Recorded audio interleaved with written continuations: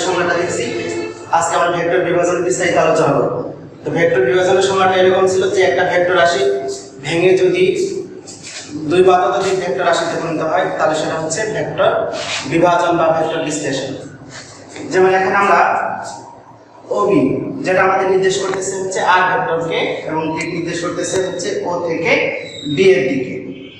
এখন এই আর ভেক্টরটাকে আমরা দুইটা লম্ব অংশ, একটা হচ্ছে ও এ এবং আরেকটা হচ্ছে ও সি, এই দুইটা অংশে বিভক্ত করব।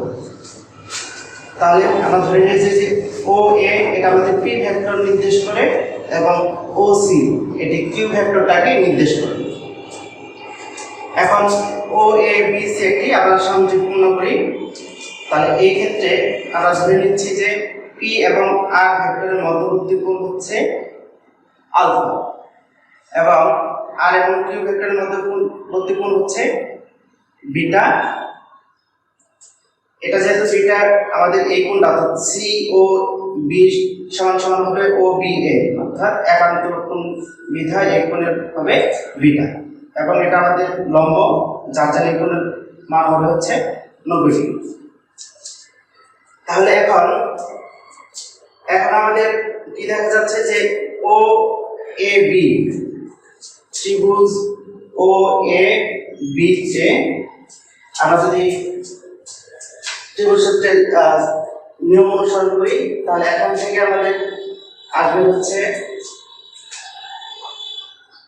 যে ও এ ভাগ হচ্ছে সাইন বিটা সমান সমান হচ্ছে এ বি ভাগ হচ্ছে সাইন অফ আলফা সমান সমান হচ্ছে ও বি হচ্ছে সাইন অফ 90 ডিগ্রি। এখন আমরা ও এ এই ও এর পরিবর্তে আমরা পি লিখতে পারি, পি ভাগ sign beta R A B, যেহেতু ও সি এবং এ বি সমান এবং সমান্তরাল তাহলে এ বি যেহেতু ও সি কে সি কিউ দ্বারা প্রকাশ করা হয়েছে তাহলে এ বি পরিবর্তে আমরা লিখতে পারি কিউ, এদিকে সাইন আলফা সমান সমান ও বিটাকে আমরা আর ভেক্টর ধরে নিয়েছি তাহলে আর ভাগ সাইন 90 ডিগ্রি মান হচ্ছে 1। তাহলে এটা যদি আমরা 1 নং সমীকরণ দেই তাহলে আমরা এখান থেকে করতে পারি যে এখন সাইন আলফা প্লাস বিটা, অর্থাৎ এই দুইটা গুণের সমষ্টি বোঝাচ্ছে। দুইটা গুণ হচ্ছে আমাদের কত, সমষ্টি হচ্ছে 90 ডিগ্রি সাইন 90 ডিগ্রি, যেটা মান হচ্ছে 1। তা এখান থেকে সাইন বিটা সমান সমান হচ্ছে যে সাইন 90 ডিগ্রি মাইনাস হচ্ছে আলফা, যেটা আমাদের নির্দেশ করে cos আলফা। অর্থাৎ সাইন বিটা শুধু এই কোণটাকে নির্দেশ করতেছে, এটা টোটাল হচ্ছে 90 ডিগ্রি। 90 ডিগ্রি থেকে যদি আমরা আলফা কোণটা বের করি তাহলে সাইন বিটার মান আসবে। আর সাইন 90 ডিগ্রি এটা পরিবর্তন হয়ে আসে আমাদের cos, আর এদিকে আলফা থাকে তাহলে আসলে হচ্ছে cos আলফা। এখন তার সাইন বিটার যে মান পেলাম আমরা cos আলফা, এটা যদি 1 নং সমীকরণে বসাই দিই 1 নং সমীকরণ হতে পারে যে পি ভাগ cos আলফা সমান সমান কিউ ভাগ সাইন আলফা সমান সমান কি আর। এখন তাহলে এখান থেকে কি লেখা যায় যে পি ভাগ cos আলফা সমান সমান হচ্ছে আর। তাহলে এখান থেকে পি সমান সমান আছে মনে মনে নিচে মনে মনে 1 আছে, তাহলে আর গুণ করে আমরা আর cos আলফা। এটা ভেক্টর রূপটা হবে যে পি ভেক্টর সমান সমান আর ভেক্টর cos অফ আলফা। এটা যদি আমাদের বরাবর ভূমিক বরাবর তাহলে হবে আর। একইভাবে আমাদের আসবে হচ্ছে যে কিউ ভাগ সাইন আলফা সমান সমান আর। তাহলে একইভাবে আমরা কাজ করব কিউ সমান সমান আর সাইন আলফা। তাহলে এটা ভেক্টর রূপ হবে কিউ ভেক্টর আর ভেক্টর সাইন অফ আলফা। এটা যেহেতু আমাদের লম্ব বরাবর তাহলে এটা হচ্ছে জে। তাহলে এই দুইটা ভেক্টরের আমাদের যোগফল হবে অর্থাৎ p plus p vector plus q vector হবে আমাদের কি আর cos আলফা i প্লাস হচ্ছে আর sin আলফা j। তাহলে এখানে আমরা তাহলে এই r ভেক্টরটাকে বিশ্লেষণ করে আমরা দুইটা ভেক্টর পেলাম, একটা হচ্ছে p সমান r cos আলফা অনুভূমিক বরাবর, একটা হচ্ছে q সমান r sin আলফা, এটা হচ্ছে উল্লম্ব বরাবর। তাহলে এইভাবে আমরা একটা ভেক্টর রাশিকে দুই বা ততোধিক ভেক্টর রাশিতে পরিণত করতে পারি।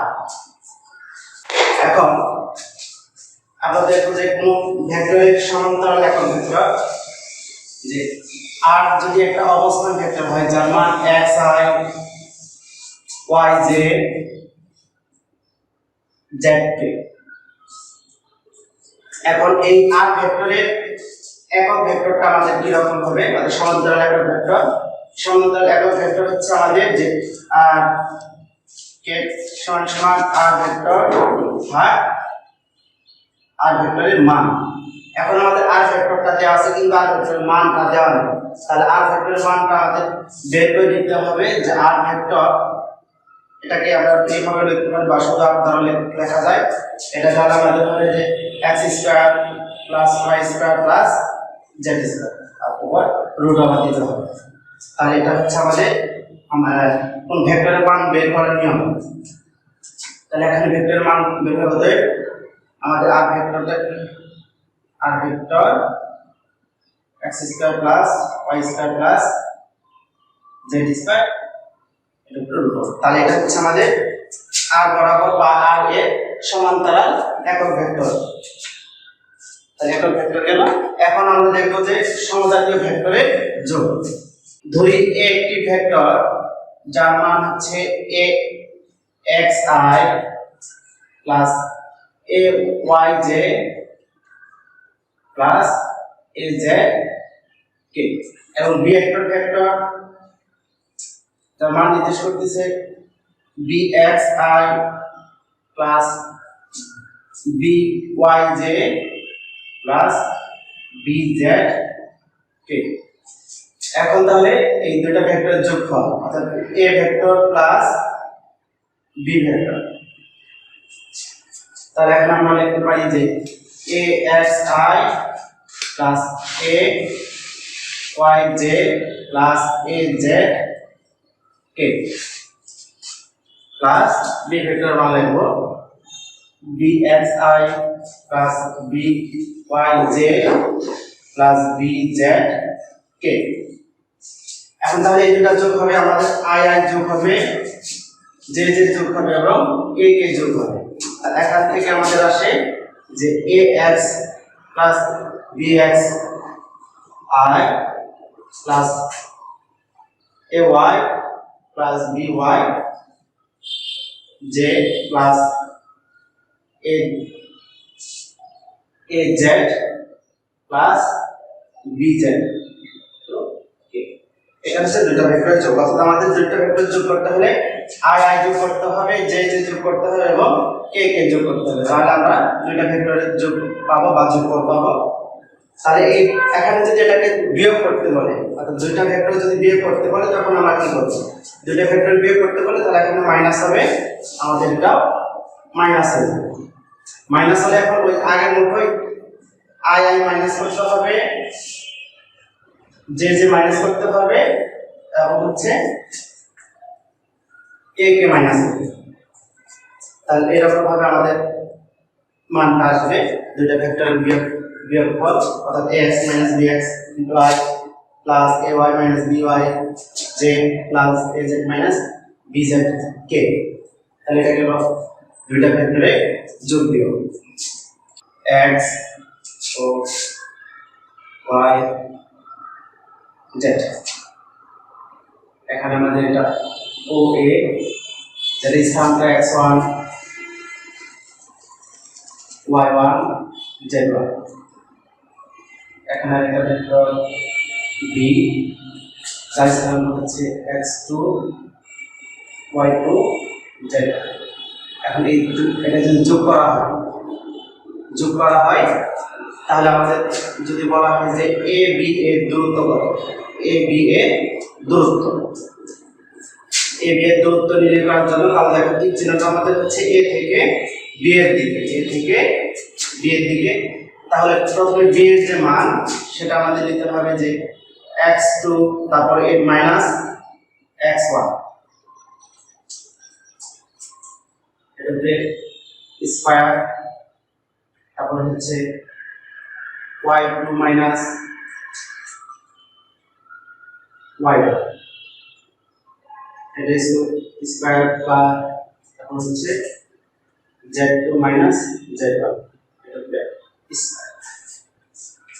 এবং এর উপর আমাদের সবগুলি রুট ওভার দিতে হবে। তাহলে এখান থেকে আমাদের যে x y এর মানগুলো থাকবে এগুলো বসাই দিলে এখানে আমরা এ বি এর ন্যূনতম দূরত্ব বা এ বি এর দূরত্বটা পেয়ে যাব।